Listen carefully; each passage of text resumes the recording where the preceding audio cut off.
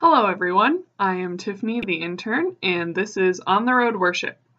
We are continuing our series this week about the family of Abraham. Last week, we talked about Abraham sending his servant to find a wife for his son Isaac, and how the servant actively sought God's will through prayer and didn't just rely on God answering his prayer through signs and circumstances. In this week's story, Isaac and Rebecca are having trouble having children. So Isaac prays to God, asking for his wife to get pregnant. God chooses to answer this prayer, and Rebecca does become pregnant with twins. However, it is a rather difficult pregnancy in that the children were constantly fighting each other in the womb. In desperation, Rebecca cries out to God and asks why this is happening to her. God answers and tells her that two different nations will come from the twins, and one will be stronger than the other.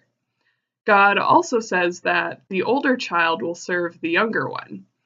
When it comes time for the twins to be born, the first one is red and hairy, and they name him Esau, which means hairy.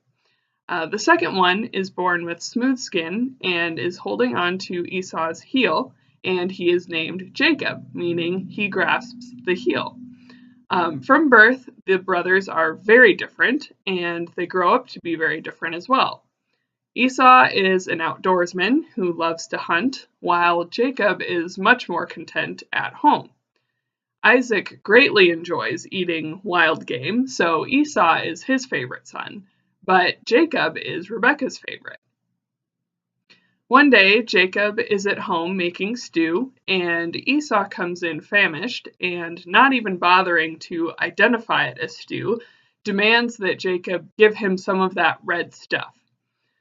Jacob, being cunning and manipulative, seizes the opportunity and demands Esau's birthright in exchange for some food. The birthright would give Jacob all the benefits of being the firstborn child, including a larger portion of inheritance, authority over the family, and respect in the community. Esau agrees, eats his food, gets up, and leaves.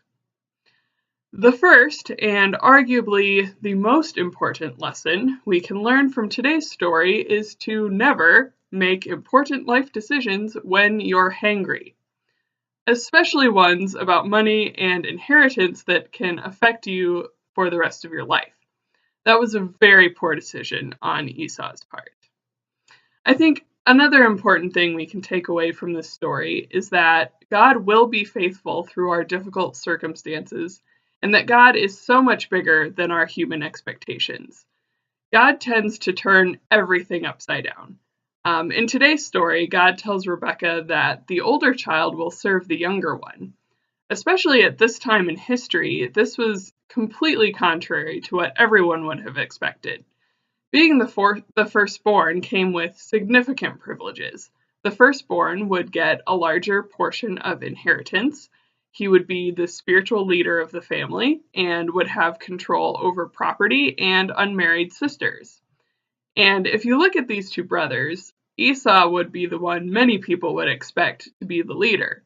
He was a manly, outdoorsy hunter, but Jacob, on the other hand, stayed at home and cooked.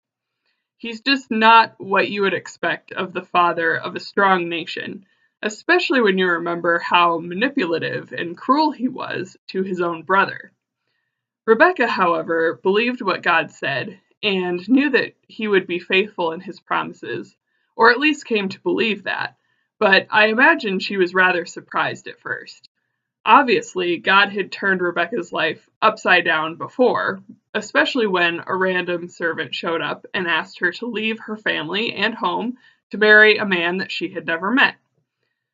Change can be very scary and difficult, but it's also where we see God work, especially in ways we don't expect. And we know that God will be faithful. I know in my own life, I've experienced a lot of change in unexpected ways, especially with this internship.